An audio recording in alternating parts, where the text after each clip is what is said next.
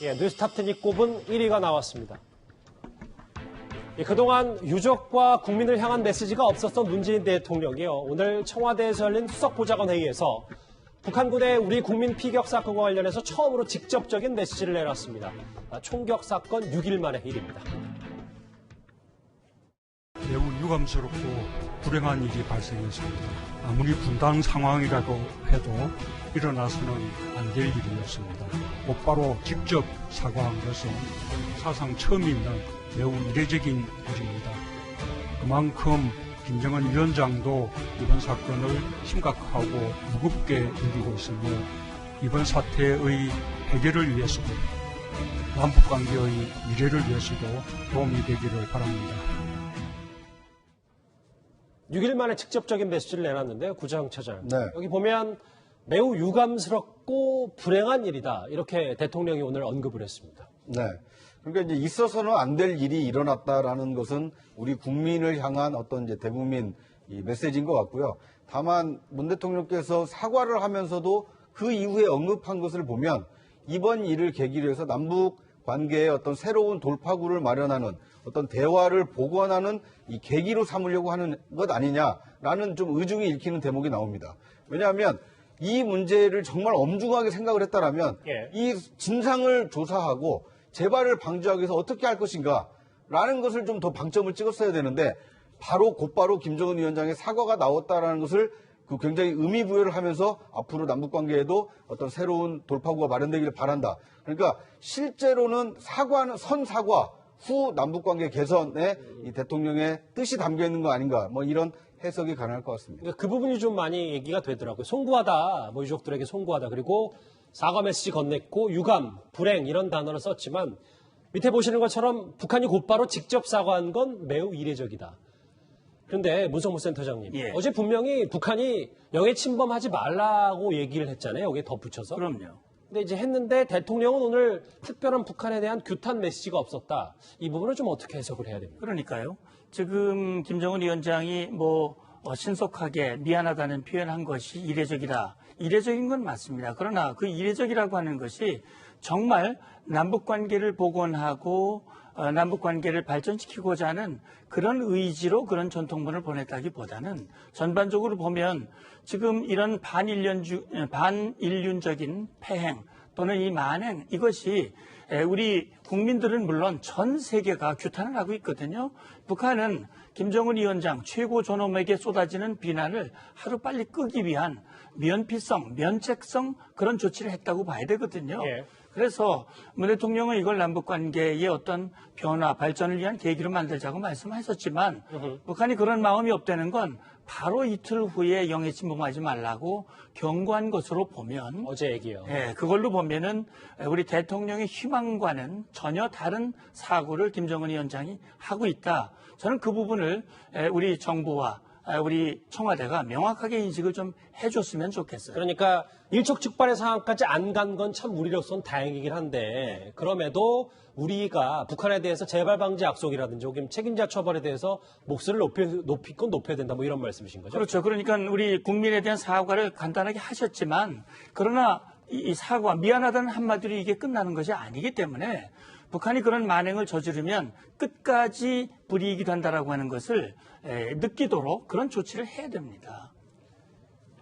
그 군 통신선 얘기를 좀 오늘 문재인 대통령도 언급을 했는데 조상호 부대변인 통신선 한 라인 빨리 재개가 돼야죠. 근데 계속해서 나오는 얘기가 한 라인 없어서 우리 국민 못 구했다라는 게 처음에 우리 정부의 입장이었는데 그러면 친서를 어떻게 주고받았냐? 친서와 통신선 이거 어떻게 해석해야 되는지 이것 좀 얘기가 나오고 있거든요. 아까 말씀드렸듯이 6시간 내에 빨리 조치하지 않았기 때문에 우리 국민이 죽었다 이렇게 표현하시는 분들도 있는데 그거는 좀 다른 내용입니다. 왜냐하면 실제로 그때 당시에 군이 확인할 수 있었던 건 불꽃 정도가 해상에서 한 10여 분 이상 타고 있었다는 그 내용밖에 확인이 된 게 없거든요.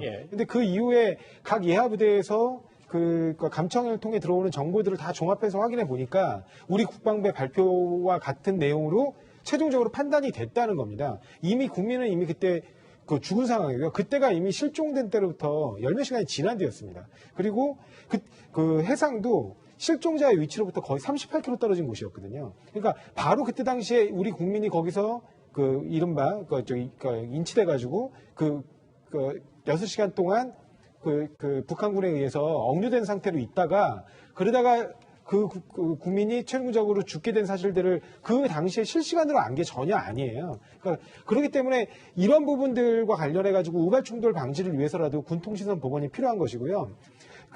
지금 이번에 김정은 그러니까 김정은 위원장이 굉장히 신속한 내용으로 사실은 국무위원장이 2번에 걸친 표현으로 대단히 미안하다는 사과 표현을 썼어요. 이거는 과거 북한 지도자에게는 전례 없는 표현입니다. 그러니까 이 정도로 북한 지도자하고의 어떤 신뢰관계는 유지되고 있는 상황이라면 이러한 신뢰관계들이 정말 예하 부대까지 미쳐서 제대로 협력이 이루어지고 이러한 그러니까 예외적인 상황이 발생했을 때 우발적인 이러한 일들이 벌어지지 않도록 하루빨리 군통신선이 복원되도록 조치를 해야겠죠. 알겠습니다. 그리고 이 대통령이 오늘 처음으로 직접적인 메시지를 내놓긴 했지만 지난주부터 논란이 이어지고 있는 이 대통령의 10시간 얘기를 좀 해봐야 될 것 같습니다. 야당에서는 이 문재인 대통령의 10시간 관련해서 대통령은 무엇을 하고 있었느냐 이렇게 공세를 멈추지 않고 있습니다. 10시간 동안의 시간이 개입이 생기는데 이게 대한민국 국민이 거기에서 지금 아주 참혹한 피해를 입었는데 이런 비인도적 처사에 대해서 어떻게 대통령에게 보고가 10시간이나 지체됐느냐. 도대체 이 10시간 동안 무슨 일이 있었느냐.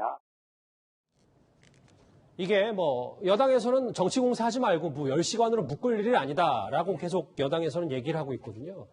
그러니까 사망 첩보를 보고받은 당시 화요일 밤 10시 30분부터 수요일 오전 8시 30분까지 10시간 동안 대통령의 동선을 김종인 위원장은 1분 1초 다 공개하라고 하는데 오늘 수보에서도 이거 관련해서 언급은 없었습니다. 네, 언급이 없었습니다.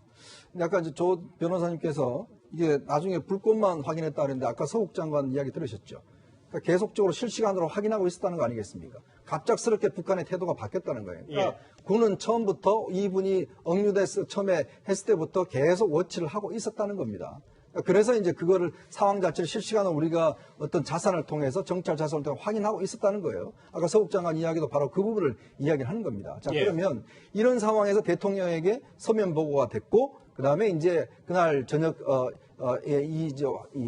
시신이 불태워진 상황에서 바로 그날 저녁에 긴급 안보장관 회의가 소집이 됩니다. 그렇죠. 그날 밤 11시에 청와대에서 소집 통보가 갔고 오후 새벽 1시에 다 소집이 됐어요. 일부 장관들 같은 경우는 그 시간에 이 관용차가 없어 자기 차를 몰고까지 오기도 했습니다. 생각해 보십시오. 비서실장, 안보실장, 통일부 장관 등등이 밤에 정말 자기 관용차가 없어 자기 차까지 몰고 온 상황이면 굉장히 긴박한 상황입니다.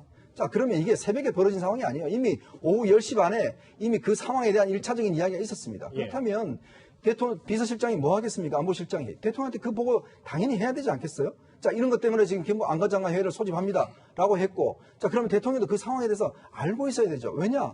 우리 국민이요, 북한에 넘어가 있었습니다. 넘어가서 그런 어떤 촉박한 상황에서 그렇게 끔찍한 일을 당하고 있는 상황이었습니다.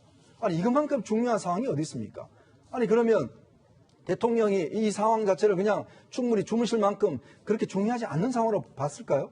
생각해 보십시오. 미국의 대통령은요, 미국의 자국민이 어디 가서 납치되고 만약에 저런 식으로 당했다고 그러면 미국 대통령이 잠을 자고 있었을까요? 자, 그리고 아침 8시에 보고됐다고 했어요. 근데 지금 청와대 설명은 뭐냐면 상황을 정리하는 데 시간이 걸렸다고 이야기합니다. 자, 상황을 잘 정리해서 대통령한테 보고합니까?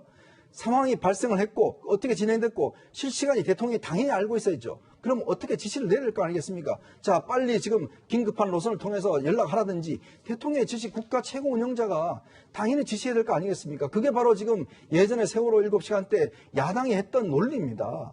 자, 그 논리에 비춰봐서라도 지금 대통령이 예를 들어서 모든 상황이 다 끝난 다음에 그리고 그 시간으로 한참 지난 다음에 종합보고만 받았다? 이거는 제가 볼 때는 어떤 상상을 할 수 없는 일이죠. 아니, 사실은 이걸 자꾸 대통령의 10시간, 그 이전에 세월호 7시간하고 자꾸 비교하려고 그런 프레임으로 자꾸 말씀하시는 것 같은데 그때하고는 완전히 다른 얘기입니다. 왜냐하면 세월호 7시간은 국민들한테 실시간 조회되고 있었어요. 그때 당시에 이미 국민들이 생존 가능성이 높다라고 보여지는 그 화면부터 계속해서 실시간으로 보고 있는 상황이었습니다. 근데 이 건의 경우에는 이미 청와대에 첩보가 들어온 시기가 우리 국민으로 보이는 사람이 사망했을 것으로 추정된다는 첩보 단계의 어떤 정보가 들어온 거예요. 예. 그리고 그 이후에 1시에 안보관계 장관회의가 열렸고요. 지금 오늘 뭐 입장을 안 밝혔다고 하셨는데 조금 전에 발표 나온 내용을 확인 못 하신 것 같은데 강문석 대변인이 그 얘기들을 대충 이제 그 입장을 밝혔습니다. 그래가지고 1시에 안보관계 장관회의가 열리고 2시 반까지 그 회의가 진행된 다음에 관련 첩보들을 다 정리해서 그 이후에 추가되는 첩보들과 함께 정리해서 8시 반에 보고를 올렸다는 겁니다. 예. 만약에 이때 당시에도 이미 우리 이제 그 정부 자산에 의해서 청와대가 첩보를 입수한 시점에 우리 국민이 북한군에 의해서 억류돼서 현재 생존하고 있는 상태로 있었다면 당일날 그 시간대에 바로 첩보 단계부터 보고하는 게 맞겠죠. 근데 그게 아니라 그 이후 사후 조치를 어떻게 할 것이냐에 관한 문제였기 때문에 이런 문제는 굉장히 신중하게 접근해야 됩니다. 왜냐하면 남북 관계에 굉장히 극도로 긴장이 높아지면서 무력 충돌 가능성이 벌어질 수도 있기 때문에 이런 부분에 대해서는 첩보를 2번, 3번 확인하고 정확한 정보를 대통령에게 보고를 해야 그 다음에 대통령으로서도 국민들에게 어떤 안보 관계에 위협이 안 되는 선에서 그 최선의 조치가 나올 수도 있는 거거든요. 그래서 이 부분은 정확한 정보 보고를 위해서 필수적인 부분이었다. 그렇게 좀 봐주셔야 됩니다. 이게 좀, 시간이 좀 많이 지난데. 예, 짧게 얘기하겠습니다. 우리 국민이 실종됐어요. 예. 표류하고 있어요. 그건 사실이잖아요. 첩보가 아니잖아요. 그렇죠. 그렇다면 그때부터 22일 오후부터 그 다음에 피살될 때까지 긴 시간 동안 그러면 바로 북측에 통보를 해서 우리 인원이 표류하고 있다. 발견하면 우리에게 통보해주고 안전하게 보호하고 우리에게 돌려달라. 이런 조치를 했어야 되는데 그런 것들이 전혀 안 이루어졌잖아요. 그러니까 이 전체적으로서는 우리 정부로서는 입이 10개라도 할 말이 없다 이런 얘기예요. 이렇게 하기 위해서라도 화해 협력이 필요하다는 겁니다. 실시간으로 서로 이런 정보들을 교류하고 상호 협력을 하기 위해서라도. 알겠습니다. 예. 대통령의 오늘 6일 만에 첫 직접적인 메시지 얘기와 10시간 얘기, 10시간 논란 얘기 하나하나 짚어봤습니다.